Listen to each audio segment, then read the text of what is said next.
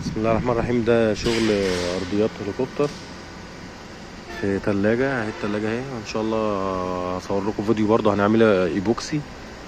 فبرضه دي كده اتعمل خلصت الهليكوبتر. اللي بره ده طبعا ما بتعملش ايبوكسي عشان في الشمس. اللي جوه التلاجة دي هي اللي هتعمل ان شاء الله ايبوكسي، بس بعد ما نشطبها ان شاء الله اوريها لكم. والسلام عليكم ورحمة الله وبركاته. لو عجب الفيديو يا ريت تشرفنا بلايك او تعليق، ويا ريت لو اشتراك في القناة. السلام عليكم ورحمة الله وبركاته.